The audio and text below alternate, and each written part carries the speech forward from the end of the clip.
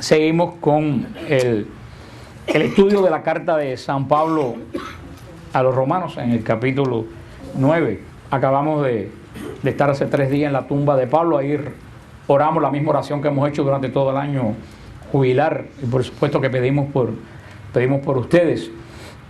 Terminando el capítulo 8, San Pablo concluye toda esta secuencia que era llevado en la epístola. Hemos visto toda la secuencia, cómo está estructurada la epístola, con el himno al amor de Dios, cuando dice esas tremendas palabras: ¿quién nos separará del amor de Cristo? La tribulación, la angustia, la persecución, el hambre, la desnudez, el peligro, la espada.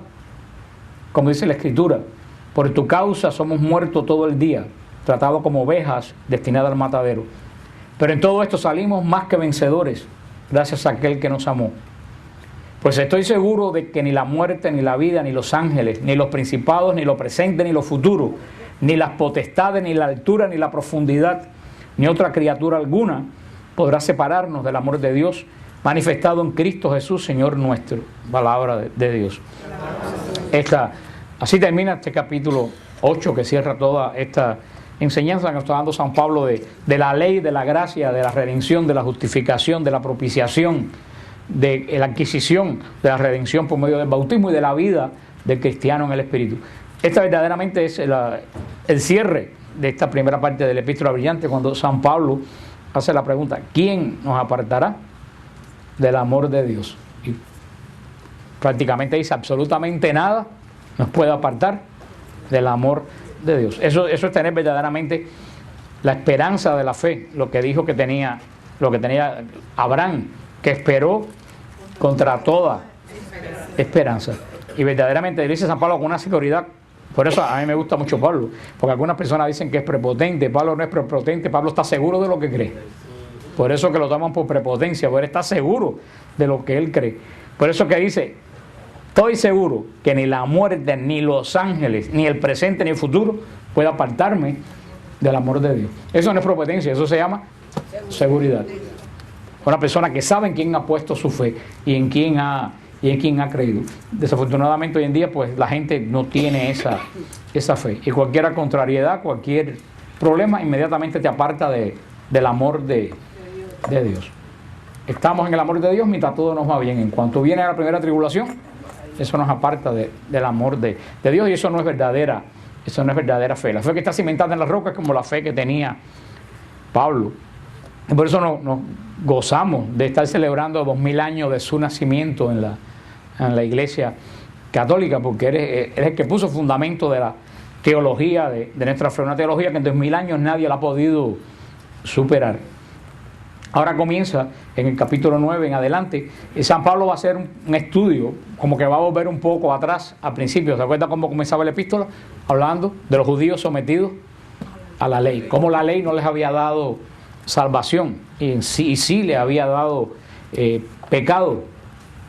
San Pablo va a ir un poco atrás, y ahora va a hablar un poco de por qué los judíos persisten en esta fe que ya se cumplió. Él explicó ya que la ley no había dado fe. Ahora dice por qué ellos persisten en el error, y muchas de las personas que fueron en el viaje a Israel, algunos hermanos me decían: pero ¿cómo es que ellos no se dan cuenta? Y yo le decía a un hermano, no me acuerdo quién fue, que veníamos caminando, y le decía: bueno, pues no te extrañe que los judíos no se den cuenta, cuando muchos de los cristianos tampoco se dan cuenta. Vaya, decía, con todos los milagros que han visto los judíos, digo, con tantos milagros que hemos visto nosotros, y nadie se da cuenta. O sea que la ceguera espiritual no es propia de ellos, es propia, yo creo, de toda la persona que no tiene su fe cimentada sobre la roca. Pero como estuvimos en medio de la Pascua en Israel, en la celebración de la Pascua, y los mismos judíos nos hablaban que ya no tienen cordero, porque el cordero, después que el templo se derrumbó, no puede ser sacrificado el cordero de la Pascua. Decían gente: pero ¿cómo no se han dado cuenta que en el año 33, en el siglo I, algo se les acabó? No tienen más cordero, no tienen más día de expiación, no tienen más templo, no tienen más sacerdocio, no tienen más arca, no tienen más profeta. Es más, ellos, sin darse cuenta, en el siglo I, en el concilio de Yannía judío, mismo cerraron las escrituras. Dijeron que no podían haber más ningún libro santo nuevo en el siglo I. Ellos mismos cerraron las escrituras. No han tenido más ningún libro santo, no ha habido más ningún profeta. Como ellos no se han dado cuenta de que algo evidentemente se acabó. Se acabó. Y San Pablo va a abundar, porque él vivió dentro de su pueblo. Aquí en el capítulo 9 va a abundar sobre esto. Pero dice, por eso dice en esta introducción, en el capítulo 9, versículo 1, digo la verdad en Cristo, no miento. Mi conciencia me lo atestigua en el Espíritu Santo. Siento una gran tristeza y un dolor incesante en el corazón, pues desearía ser yo mismo maldito, separado de Cristo por mis hermanos, los de mi raza según la carne. Son israelitas, de ellos la adopción filial, la gloria, las alabanzas, la alianza, la legislación, el culto, las promesas y los patriarcas.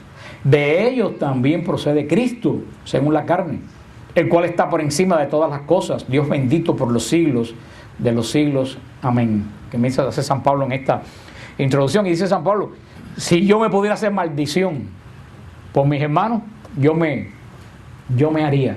Porque San Pablo precisamente viene de la raza judía, y dice, lo han tenido todo, a la adopción filial. De cierta forma Dios como pueblo los adoptó como hijos. Las alianzas, Dios cuántas alianzas, sobre todo las dos grandes alianzas, Dios la hizo en Israel, inclusive la nueva alianza, sobre quién la hace en Cristo. ¿Y qué cosa es Cristo? Judío. Cristo no era católico, Cristo era judío, de religión católica. Cristo nunca entró en una iglesia católica, él fundó la iglesia católica, pero Cristo no era católico, Cristo era judío. Vivió como judío, sintió como judío. O sea que hasta la nueva alianza es cimentado en Cristo. Dice, de la legislación, el único culto, todas las promesas, los patriarcas, y eso es muy importante, Cristo procede de ellos según la carne. Eso es muy importante, porque Cristo sí, nace judío según la carne, porque de espíritu Jesús es el Hijo único de Dios y pertenece a toda la humanidad, pero según la carne es descendencia del linaje judío. San Pablo hace toda esta introducción como diciendo, mira todo lo que han recibido. Él sigue diciendo en el versículo 6, no es que haya fallado la palabra de Dios, pues no todos los descendientes de Israel son Israel, ni por ser descendientes de Abraham son todos hijos de Abraham, sino que por Isaac lleva tu nombre una descendencia. Es decir, no son hijos de Dios los hijos según la carne, sino que los hijos de la promesa se cuentan como descendencia. San Pablo dice, ¿habrá fallado la promesa de Dios? Porque Dios se la dio a Israel. ¿Habrá fallado esa promesa de Dios? Y dice San Pablo, no. Y dice una frase tremenda, no todos los descendientes de Israel son Israel. Como podemos decir, no todos los bautizados son católicos. Es lo que dice San Pablo. ¿Cuántos bautizados vemos nosotros por ahí que viven su vida como paganos?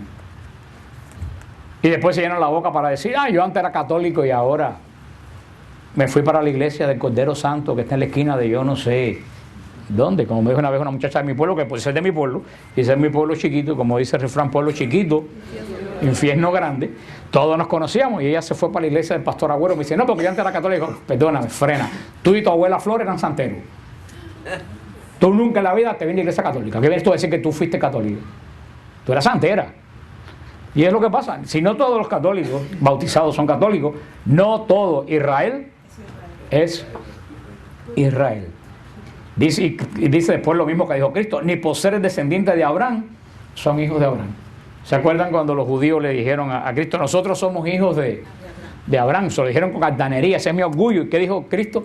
Hasta de las piedras saca a Dios hijos de Abraham. Entonces sigue diciendo Pablo, no son hijos de Dios los hijos según la carne, sino que los hijos de la promesa se cuentan como descendencia. San Pablo hace una división. Dice, Israel son hijos de Dios por la carne. Por la carne. Son descendientes del pueblo de Dios por la carne, pero no lo son por la promesa. Porque, como yo le dije a ustedes, cuando Dios hace una promesa a Israel, ¿se recuerdan en el Deuteronomio? Dios le dio en el Deuteronomio, al final, cuando Moisés ya va a morir, le dice, Israel, si tú te portas bien, si tú guardas la ley, si tú vacas parirán doble, tu tierra será bendecida, todo lo que tú toques. Pero si tú no cumples la promesa, todo lo que pises será maldito, todo eso es que dice Deuteronomio. O sea, ¿quién era hijo de Dios? Por ser israelita, ya tú eras hijo de Dios por la carne, pero no por el Espíritu. Es como que tú, por nacer católico, tú no eres católico. ¿Cuánta gente dice, no, porque yo vengo de una familia católica y yo estudié con, qué sé yo, con las escolapias? No por estudiar con las escolapias, tú eres. Fidel Castro estudió con los jesuitas en Belén. O sea, hay personas que se creen que son de estirpe. Sí, a lo mejor tú naciste en una familia católica y tú en la carne eres católico. Pero verdaderamente tú heredas la promesa del bautismo, quien cumple las promesas del bautismo. Eso es lo que dice, lo que quiere decir Pablo aquí, que está haciendo esta reflexión sobre los judíos. Porque la gente, son el pueblo de Dios. Israel en estos momentos es el pueblo de Dios según la carne, no según el Espíritu. ¿Por qué Israel es el pueblo de Dios? Porque es la descendencia del pueblo que tuvo la primera alianza. Y por supuesto que son, pero ya ellos no son el pueblo de la alianza. Esa alianza se acabó. El pueblo de la alianza ahora somos nosotros somos los que poseemos la promesa de Dios, no de ellos. Ellos siguen siendo el pueblo histórico de Dios. Como decir, yo soy cubano porque nací en Cuba, pero yo más nunca he vuelto, y si la cosa sigue como va, creo que más nunca voy a volver. Ese es el pueblo histórico, pero hoy en día, ¿qué ciudadanía yo tengo? La americana. Ellos son el pueblo histórico de Dios, pero ya no son el pueblo de la alianza. Dice, es decir, no son hijos de Dios los hijos según la carne, sino que los hijos de la promesa se cuentan como descendencia. Porque estas son las palabras de la promesa. Por este tiempo volveré y Sara tendrá un hijo. Y más aún, también Rebeca concibió de un solo hombre, de nuestro padre Isaac. Ahora bien, antes de haber nacido y cuando no habían hecho ni bien ni mal, para que se mantuviera la libertad de la elección divina, que depende no de las obras, sino del que llama, le fue dicho a Rebeca, el mayor servirá al menor, como dice la Escritura. Amé a Jacob y rechacé a Esaú. Sigue diciendo Pablo que porque hay una regla no quiere decir que esta regla es la que es lo que yo le he dicho a ustedes muchas veces, que sobre todo algunos hermanos, nosotros otras iglesias, ellos se creen que Dios se pasa la vida entera con la Biblia viendo que está escrito en la Biblia para actuar. La Biblia no está hecha para Dios. ¿La Biblia para quién está hecha? Para nosotros. Dios es soberano, Dios está por encima de la Biblia. Este libro para nosotros, no es para Él, como este libro tampoco para los ángeles. Este libro es únicamente ¿para quién? Para los hombres. Para los hombres. Por eso Dios es soberano. Y por eso dice, según la promesa. Cuando habla aquí de la promesa, de la promesa y de la promesa, ¿de qué promesa se refiere? De la promesa dada a Abraham, tú serás padre de muchedumbre. Pero dice San Pablo, mira cómo Dios hace lo que quiere, la forma que quiere, que Rebeca tuvo 2 hijos. ¿Quién era el mayor? Esaú. ¿Y cuál era el segundo? Jacob. ¿Y qué dice? ¿A quién le dio Dios la bendición? A Jacob. ¿A quién le debía corresponder? A Esaú. Pero Dios es soberano y Él hace de su voluntad lo que Él quiere. O sea que si vienen a ver la promesa que salía de Isaac, no siguió la línea del primogénito que era Esaú, sino que siguió la línea de Jacob. Y precisamente hoy yo estaba hablando por la mañana sobre Jacob, porque alguien me preguntaba mi opinión sobre Jacob. Y yo decía, Jacob fue el que se llevó la bendición de Dios, aparte que se llevó una buena cantidad de palos. Porque muchas veces antes de las bendiciones vienen los palos. Y por eso que mucha gente no es bendita, porque no quieren aguantar los palos. Quieren bendiciones, pero no quieren palos. Y cuando a ti te dan bastante palo, como la pandereta de un pentecostal, quiere decir que atrás vienen las bendiciones. Ahora, si tú rechazas los palos, estás rechazando las bendiciones. Y vemos que Jacob fue bendecido, a pesar de que el nombre Jacob, ¿se recuerdan lo que quería decir? Nadie se recuerda qué quería decir Jacob. Mentiroso. Más que mentiroso, quería decir en esencia tramposo, que es una forma de mentira. Pero la trampa es un poco más sofisticada que la mentira, porque no es una mentira en sí. Muchas veces la mentira es por hacer daño. La trampa es para beneficiarte uno. Y Jacob quiere decir el tramposo. ¿Se recuerda cuando le cambió a Esaú la primogenitura por un plato de... Pero Esaú fue peor que Jacob. Porque Jacob ambicionaba la primogenitura, pero Esaú No le importaba la primogenitura. O sea, ahí vemos que Dios, ¿por qué Dios bendice a Jacob? Porque Jacob era arriesgado. Y cuando quería algo, luchaba por eso. Y Esaú ni le iba, ni le venía la primogenitura. Por eso que la perdió. Y por eso que Jacob, por ser tan arriesgado, Dios le da la primogenitura. Pero como Jacob era arriesgado, antes del Señor darle lo que Jacob quería y se merecía, le dio una buena tunda de palo. Y hasta que Jacob no aprendió, no paró. ¿Se recuerdan cómo? Porque eso he hablado yo millones de veces. Pero como este grupo se renueva como el olivo, cada cierto tiempo todo el mundo se pierde, aparece gente nueva. ¿Ustedes se recuerdan a quien sobrevivió de esa época? Cuando yo dije cómo se llamaba la tunda de palo que Dios le dio a Jacob. ¿Cómo se llama espiritualmente eso? ¿Eh? La palera, dices tú. La palera, eso mismo. ¿Cómo se llama? Que yo dije que eso tenía un nombre. Mi tica dijo el apellido, pero no dijo el nombre. Mi tica dijo espiritual, pero le faltó el nombre. ¿Qué? Estás adivinando, Lucía. Quebrantamiento espiritual. Hablé hasta la saciedad. Quebrantamiento espiritual. Y se acuerdan que le puse un ejemplo, le puse el ejemplo del bistec. Yo le dije a ustedes que nosotros ya no, porque aquí ya todos nos han molido y más que molido, pero la gente que venimos de países latinos, ustedes se acuerdan que cuando nuestras mamás compraban carne, tenían ¿se acuerdan? Tenían una masa. Y ¿ustedes no se acuerdan cómo le daban al bistec? ¿Y dónde le daban más duro? Al bistec, ¿dónde le daban más duro? En lo que estaba más gordo. ¿Y para qué le daban más duro ahí? Para que se ablandara. Eso es el quebrantamiento espiritual. Dios nos da palo, no por maldad, sino porque estamos duros. ¿Y dónde nos da más duro? Donde estamos más duros. ¿Por odio? No, para ablandarnos. Eso es el quebrantamiento espiritual. ¿Y cuál era el área que Jacob tenía dura? Que él quería todo ya.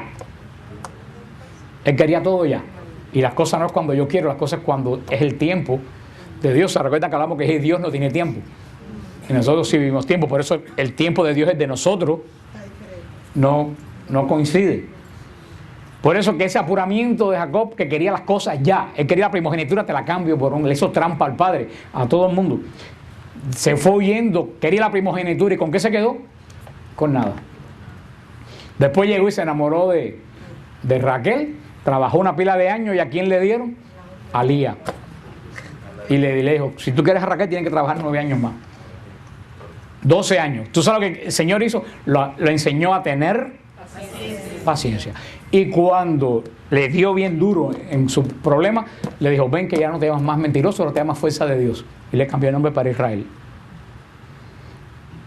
La Biblia está llena de quebrantamiento espiritual. El rey David, en el Nuevo Testamento, un tremendo quebrantamiento espiritual es de Pedro. Todos los apóstoles estaban escogidos por Dios. ¿Por qué Pedro fue escogido? ¿Porque eres más inteligente? No eres más inteligente. ¿Quién eres más inteligente? Juan, eres más culto, familia del sumo sacerdote. ¿Pero por qué el Señor escogió a Pedro? Porque Pedro era arriesgado. Cuando todos se quedaron en el bote, en el mar de Galilea, ¿qué dijo Pedro? Señor, yo quiero ir para donde tú estás. Pedro se empezó a hundir, pero fue el único que le dijo que se salió del bote porque Jesús se lo dijo. Los demás se quedaron adentro del bote. Ahora, como él hablaba sin pensarlo, el Señor le dio, lo abochornó delante de miles de años, delante de una muchachita que le dijo, yo te he visto con ese, y él decía, yo no sé quién es.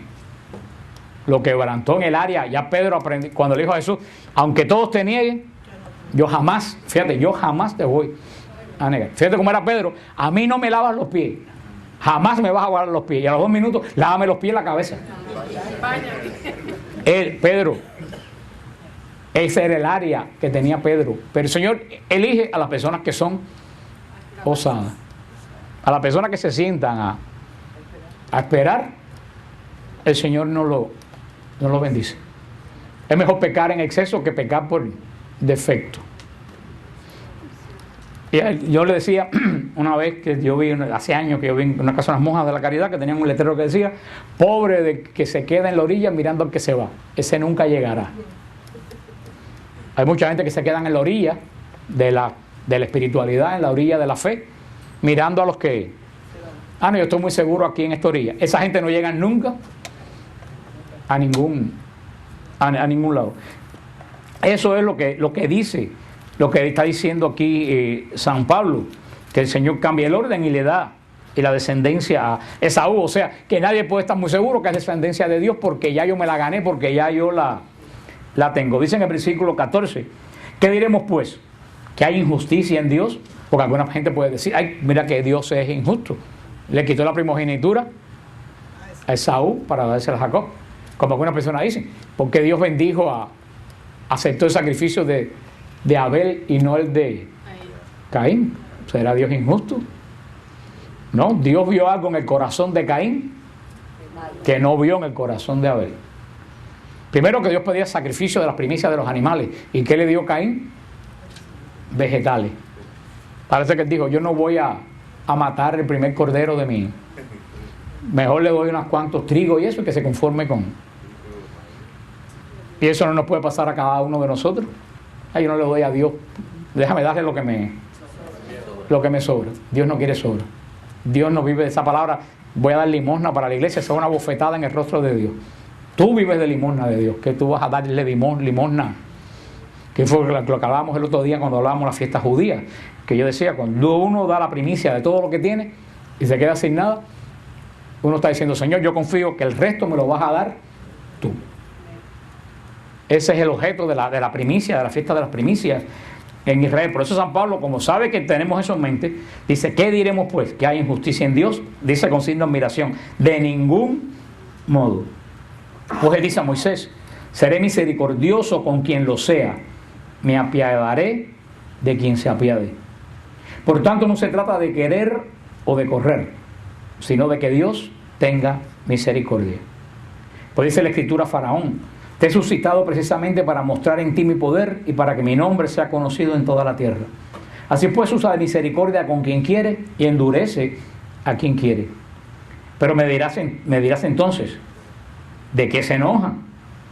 Está diciendo San Pablo, porque si le endurece el corazón a Faraón, ¿por qué se enoja con el Faraón? Fíjate que San Pablo está contestando muchas preguntas que uno mismo se hace. Si Dios le endurece, según dice la Biblia, el corazón al Faraón, ¿por qué se enoja con el Faraón? Oh hombre, fíjate lo que dice ahora. Oh hombre, ¿quién eres tú para pedir cuentas a Dios? ¿Acaso la vasija dirá al alfarero, ¿por qué me hiciste así? Oye, hermano, como hay vasijas que le reclaman al alfarero. ¿O es que el alfarero no es dueño de hacer de una misma masa objetos para usos nobles y otros para usos que no son menos nobles? Pues bien, ¿qué vas a replicar si Dios, queriendo manifestar su ira y dar a conocer su poder, soportó con gran paciencia objeto de ira preparado para la perdición, a fin de dar a conocer la riqueza de su gloria con los objetos de misericordia que de antemano había preparado para gloria? Con nosotros, que hemos sido llamados no solo de entre los judíos, sino también de entre los gentiles. San Pablo pone el ejemplo de Faraón porque es el que más conocían los judíos. Pero también eso es una forma hebrea de hablar cuando dice Dios endureció el corazón. Porque ¿qué es lo que quiere decir? Dios es el dueño de todo. Dios podía haber cambiado el corazón del Faraón, ¿no? Y debe decir, ay, pobrecitos los hebreos, déjalos ir. Pero entonces Dios hubiera intervenido ¿en qué? Si Dios le cambia el corazón al Faraón, ¿en qué hubiera intervenido Dios? En el libre albedrío, en la libertad del Faraón. Es lo que pasa, y no quiero entrar en discusión con eso, yo me aterro cada vez que tengo que mencionar este tema. Es lo que pasa con Judas. Lo que pasa con Judas. La gente dice, bueno, estaba profetizado que uno iba a entregar a Cristo. Pero Dios no obligó a Judas a entregarlo. Podía haber sido Pedro, podía haber sido Mateo. De los 12, ¿quién fue quien lo hizo? ¿Quién cumplió la profecía? El peor de los 12. El peor. Estaba profetizado, pero no quiere decir fulanito de tal va a ser. Uno va a entregar al Señor.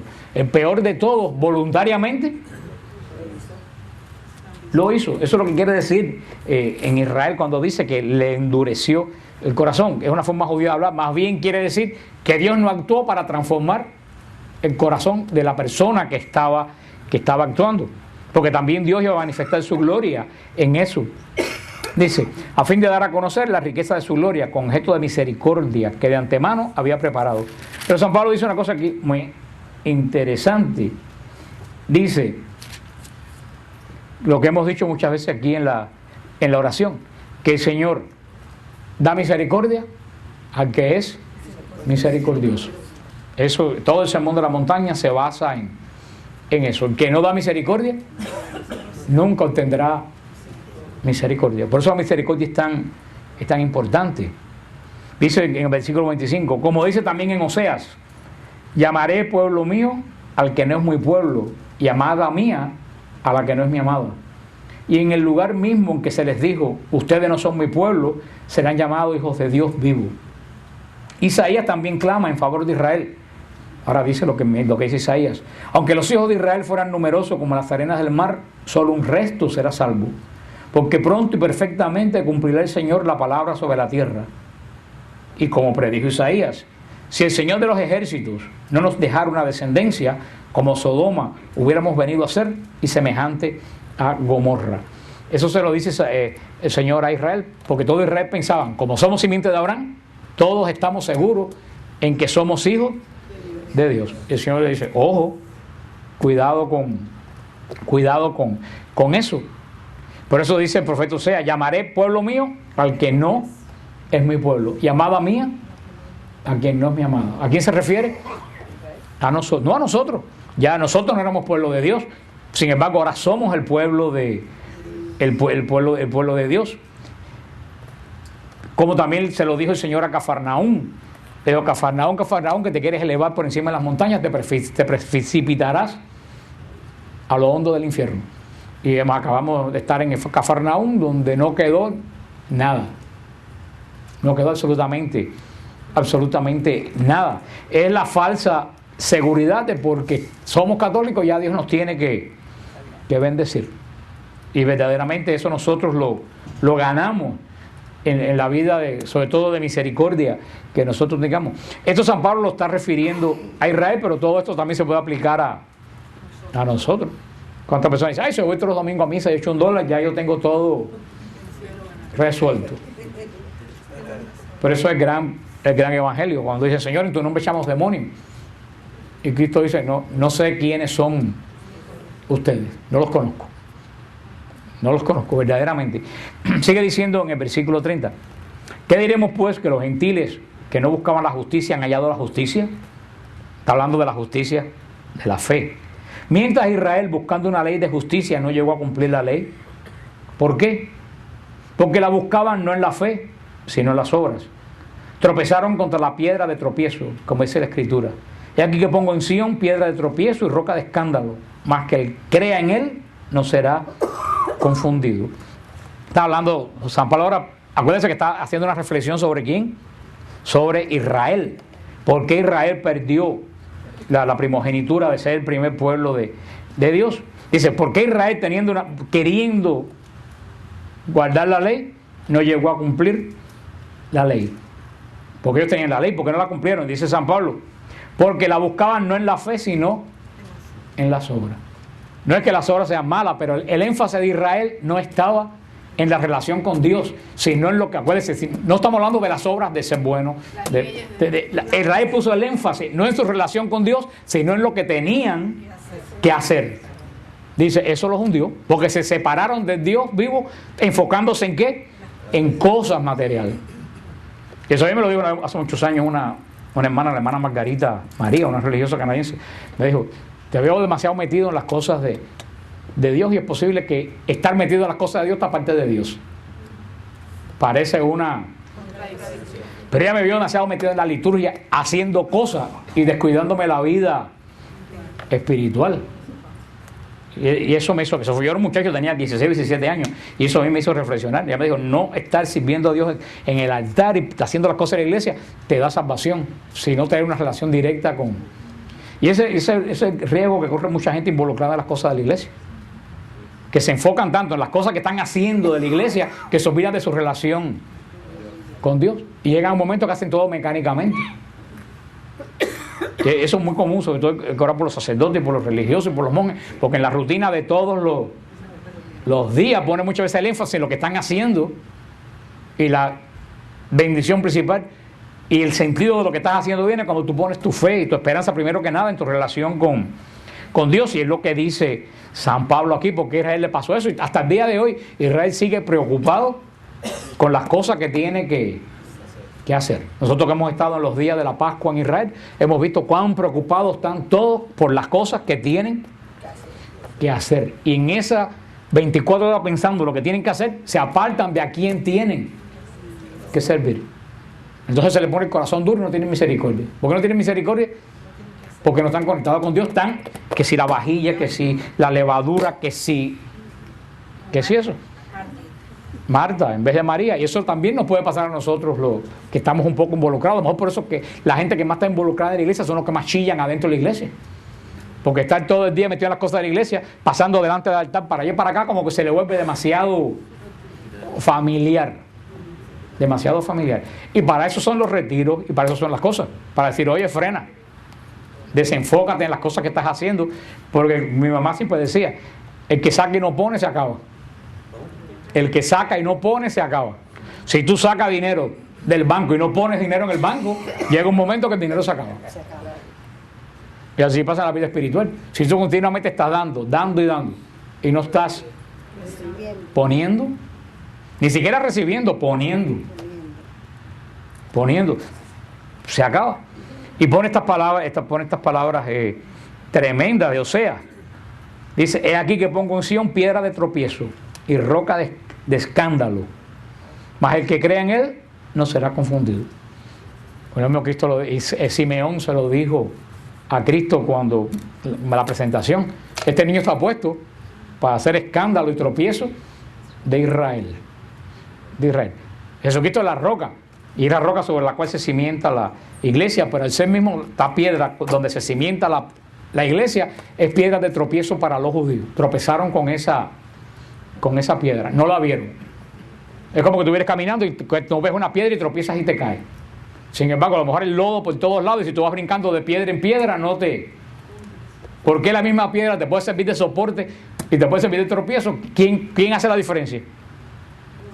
Tú si la ves o no la ves. Por eso Jesucristo, que es la roca para nosotros de salvación, para los judíos, ¿roca de qué? De tropiezo. Es como yo una vez alguien que decía, no es lo mismo el agua debajo del bote que el agua dentro del bote. Es la misma agua. Debajo del bote es ayuda para el bote. Dentro del bote lo hunde. Y es la misma agua. Eso pasa con la fe. Sigue diciendo San Pablo en capítulo 10. Hermanos, el anhelo de mi corazón y mi oración a Dios en favor de ellos es para que se salven. Testifico en su favor que tienen celo de Dios, pero no conforme a un pleno conocimiento. Y esto es cierto, los judíos tienen celo de Dios, tienen un celo de Dios posiblemente más que muchos cristianos, pero no han puesto el celo de Dios donde tiene que estar, porque de tanto cuidar la escritura ni siquiera han entendido la escritura. Pues desconociendo la justicia de Dios y empeñándose en establecer la suya propia, no se sometieron a la justicia de Dios, porque el fin de la ley es Cristo, para justificar a todo creyente. Esto es muy interesante. Dice, desconociendo la justicia de Dios, se empeñaron en establecer la suya propia. Y lo vemos en las escrituras. ¿Cuántas leyes le dio Dios a Israel? Los 10 mandamientos. Israel de ahí se enredó la vida haciendo 600 y pico de preceptos. Ellos enredaron ellos mismos se enredaron la vida. Dice, Dios no le dio esa cantidad de leyes. Ellos se sometieron a su propia ley en vez de someterse a la justicia de Dios. Dice, ¿cuál era el objetivo de la ley? ¿Hacerse la vida un yogur a los judíos? No, preparar la venida de Cristo. Sin embargo, ellos se metieron tanto en cumplir la ley que vino Cristo y no se dieron cuenta de que vino, porque estaban obsesionados no con el objetivo de la ley, sino con la ley. Y eso también nos puede pasar a nosotros. Estar demasiado obsesionado con las cosas de Dios y que Dios pase por delante de nosotros y no lo vemos. Que es el famoso cuento que es un cuento, por supuesto, pero tiene una tremenda profundidad. De esta señora que estaba en oración, el Señor le dijo, hoy paso por tu casa. Ustedes creo que casi todos se lo saben. Y la señora empezó a preparar la casa y la comida, y pasó un mendigo y le dijo, ay, yo no tengo tiempo de atenderte, y pasó a la vecina que necesitaba algo, le dijo, no, estoy demasiado ocupada, y se sentó a esperar que pasara Cristo y no vino. Le dijo, Señor, ¿cómo no viniste? Y dice, yo vine en forma de mendigo, en forma de vecina, y tú no me quisiste atender. Estaba tan enfocado en lo que estaba haciendo que perdió la esencia de a quien estaba esperando. Dice, en efecto, en el versículo 5, en efecto Moisés escribe acerca de la justicia que nace de la ley. Quien la cumpla vivirá por ella. Mas la justicia que viene de la fe dice así, no digas en tu corazón quién subirá al cielo, es decir, para hacer bajar a Cristo. O bien quién bajará al abismo, es decir, para hacer subir a Cristo entre los muertos. Entonces, ¿qué dice? Cerca de ti está la palabra en tu boca y en tu corazón, es decir, la palabra de fe que nosotros proclamamos. Porque si confiesas con tu boca que Jesús es el Señor y crees en tu corazón que Dios lo resucitó entre los muertos, serás salvo. Pues con el corazón se cree para conseguir la justicia y con la boca se confiesa para conseguir la salvación. Estos son los versículos que los protestantes han hecho un dogma de aquí. San Pablo, que está hablando, fíjate que no está hablando ni siquiera de nosotros. ¿De quién está hablando? De Israel. Ellos han hecho un dogma. Tú recibiste a Jesús en tu corazón, tú hiciste la oración de fe. Si tú lo crees y lo dices, ya tú eres salvo. Eso es lo que dice San Pablo, lo que dice aquí. Está hablando de los judíos, lo que le faltaba a los judíos. Los judíos creyeron por la ley que el Mesías venía, pero lo confesaron, lo esperaron, lo aceptaron. No, eso es lo que dice, que también nos puede servir a nosotros. También nos puede servir a nosotros, pero esto no es, primero, con lo que le he dicho montones de veces, San Pablo no es el centro del Evangelio. ¿Quién es el centro del Evangelio? Jesús. Primero que nada, yo no puedo coger una palabra de Pablo y sacarla y desconectarla como si no tuviera nada que ver con el Evangelio de Cristo. Por eso tenemos que entender lo que dice Pablo a través de quién. Lo que dice San Pablo. Y también esto nos sirve mucho a nosotros. Dice, si confiesas con tu boca que Jesús es el Señor y lo crees, tú eres salvo. Eso todos estamos de acuerdo. No basta solamente con decirlo. Y eso mismo mejor que se lo apliquen ellos. No basta solamente decir yo creo en Dios. Tienes que, ¿qué cosa? Que creerlo.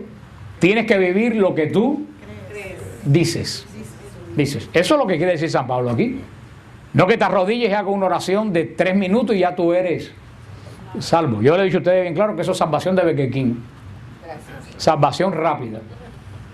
Entonces tú has servido toda tu vida a Cristo y dices, ¿ya tú hiciste la oración de fe? Digo, la he hecho con mi vida desde que nací.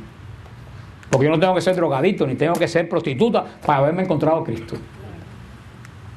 Porque como dijo alguien, el mejor testimonio es no tener testimonio.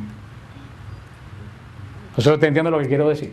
Porque toda la iglesia protestante y todo el mundo, yo era prostituta, y yo era ladrón, y yo cogí heroína, y yo traficaba, como me dijo una muchacha y se fue a una iglesia y dije, ¿qué va? ¿Me voy de aquí? Todo el mundo ahí. Y muchas veces, y mira hermano, sí, tú fuiste drogadito, tú fuiste prostituta, pero desde que tú conseguiste a Cristo, tú contaste a Cristo, Él te perdonó, se olvidó. Ya deja ese pasado, pero muchas veces lo siguen repitiendo como si fuera un orgullo. Por eso dicen, sí, como si fuera una condecoración. No, mira hermano, el Señor te perdonó, olvídate de ese asunto, ya no siga. Dale. Ya el Señor borró eso de tu vida, tú eres criatura nueva. Pero esto es sencillamente lo que dice, si confiesas con tu boca que Jesús es el Señor y lo crees en tu corazón, tú serás, fíjate, pero no solo en tu corazón, dice, si crees en tu corazón que Dios lo resucitó, ahí ellos se comen ese pedazo de entre los muertos. Está diciéndole a Israel, tú tienes que creer que el Mesías que vino, Jesús, Dios lo resucitó de entre los muertos. Y eso también se aplica al revés. Yo solamente no tengo que creer, tengo que dar testimonio de lo que creo. Porque después del concilio se puso de moda, no, hay que dar testimonio. Porque tú no dices que tú eres cristiano, pueden pensar que tú eres una persona buena. Pero eso es lo que dice, no solo vive lo que dice Cristo, sino también proclámalo. Tienes que proclamar la fe tuya.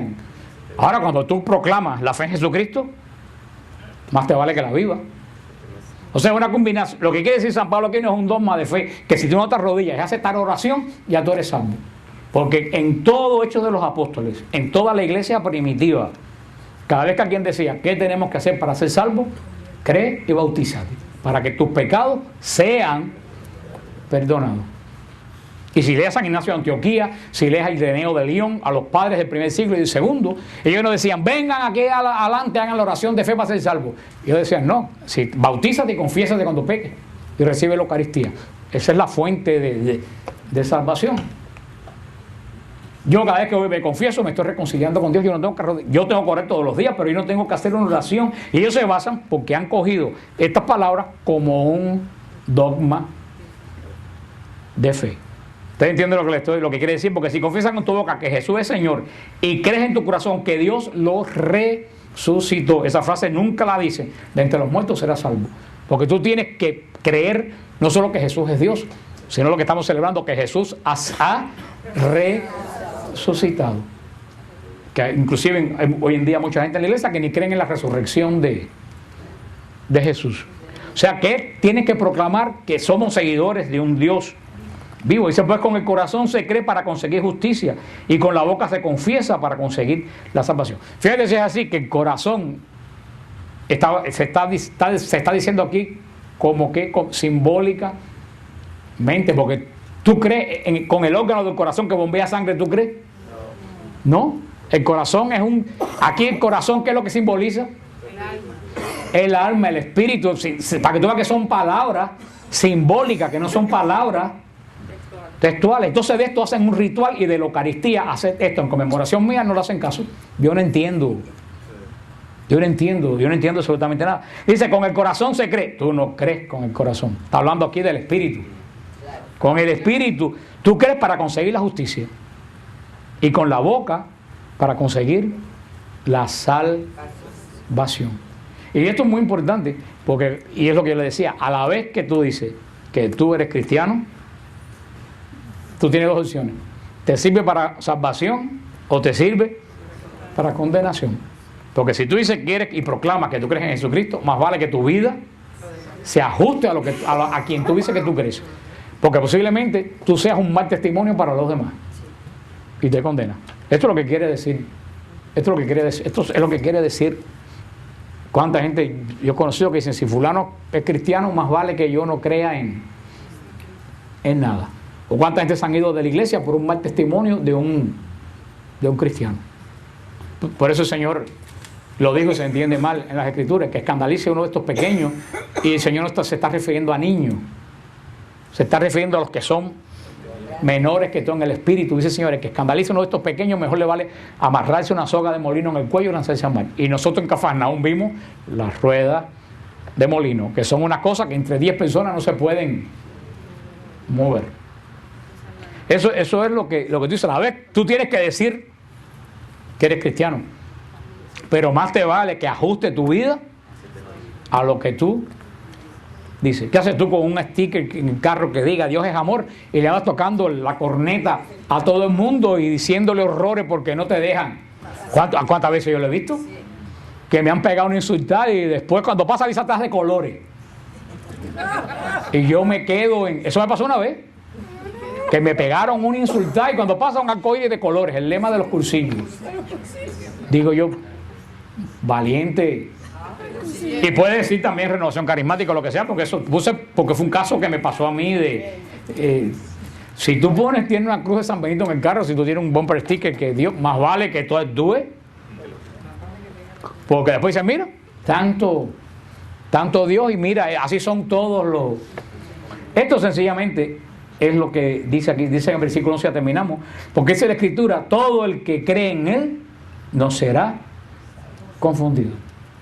Todo el que cree en Cristo, y ahí está el meollo de la cosa, todo el que cree en Cristo Jesús no es confundido. Eso es lo que está queriendo San Pablo en este capítulo 9, 10 y el 11, va a hablar San Pablo de que no todo Israel es Israel. Y ahí se ve, Dios no ha trabajado nunca en la vida con multitudes. Dios no trabaja con multitud. Dios trabaja Selectivo. con pequeños grupos. Porque Él espera que ese pequeño grupo, como la levadura en la masa, sea el que haga la masa, porque la masa no tiene forma.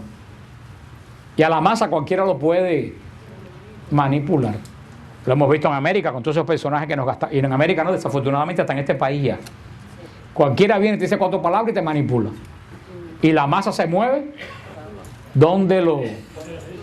Pues la misma dice, una masa no tiene forma. Una masa tú la coges y le das la forma que quieres. Dios siempre trabaja con... Y no es selectivo. En vez de trabajar con masa, trabaja con individuos. De tú a tú. Por eso siempre en Israel hubo un concepto que los profetas siempre han hablado, y ustedes lo han oído repetir muchas veces, los pobres de Yahvé. Y los pobres de espíritu, pero que decían los pobres de Yahvé. En la palabra en hebreo, que San Pablo va a hablar la semana que viene, nos lo va a decir, es la Hanawim. Hanawim es la palabra en hebreo. Quiere decir, ustedes también lo han oído, el resto de la casa de Israel. El resto no es lo que quedó de ayer. Es que Israel se apartó con todo su rito y con todas sus leyes y con todo su lavado de cazuela y con toda su levadura y con todo, se apartó de Dios, pero siempre quedó un pequeño grupo fiel a Dios. En la época de Cristo, ¿quiénes eran Hanawim? ¿Quiénes eran los pobres de Dios en la época cuando nace Cristo? ¿Quiénes eran? De ese resto de Israel que era fiel a Dios. Cuando nació Cristo, cuando ya estaba... En la época de que cuando Cristo es encarnado, ¿quién eran de ese resto de Israel?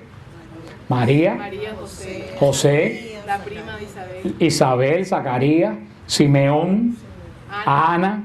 Toda esa gente era el resto entre un país queriendo guardar leyes y guardar. Ese era un resto que había permanecido fiel a Dios. Y ese es el resto que hace que la masa se vaya moviendo. Y hoy en día también en la misma iglesia vemos que hay un resto.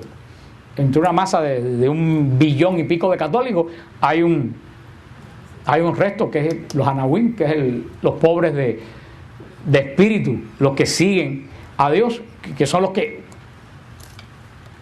lejos de vivir metidos en el mundo y olvidarnos un poco de Dios, vivimos tratando de seguir a Dios. El Señor siempre como le digo, Él nunca ha trabajado con masa.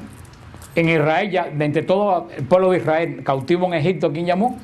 A Moisés y Aarón. Y Moisés y Aarón tuvieron que mover el resto de Israel. Y actualmente el Señor sigue llamando de tú a tú a personas. Cuando eso lo digo, el Señor nunca llama un movimiento completo, miles de gente para No, el Señor, inclusive, ¿con cuánto empezó la iglesia? Con 12, que a la larga terminaron 11. Porque uno le salió... Uno se coló, como dice Mirtica. Con 11. Tú dices, chico, pero para comenzar una iglesia de mundo entero podía haber buscado un poquito más de gente. Pero es que el Señor sabe que el concepto de multitud de las cosas espirituales no funciona. El Señor llama a una gente para que esa gente llamen de tú a quién? A otra gente. Y esos otros llamen de tú a otra gente. Así empezó la iglesia, así han empezado los grandes movimientos como los franciscanos. Todas esas personas han empezado 1, 2, 3 personas.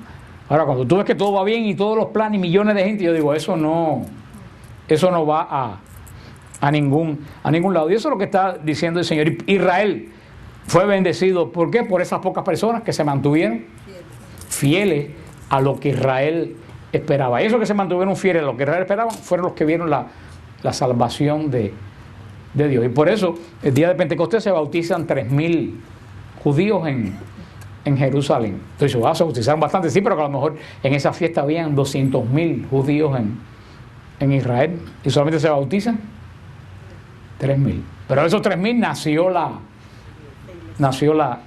iglesia. Pero esa semana que viene seguimos viendo este análisis de que sigue diciendo Pablo por qué Israel no creyó. Hoy vimos la primera causa de por qué Israel no creyó en Cristo. ¿Por qué la primera causa de que Israel no creyó en Cristo? Porque se enfrascaron tanto en lo que tenían que hacer que se olvidaron de que tenía que venir. Porque el objetivo no era la ley. ¿Cuál era el objetivo? Cristo era el objetivo. Pero ellos perdieron al Mesías porque se enfocaron ¿en qué? En la ley.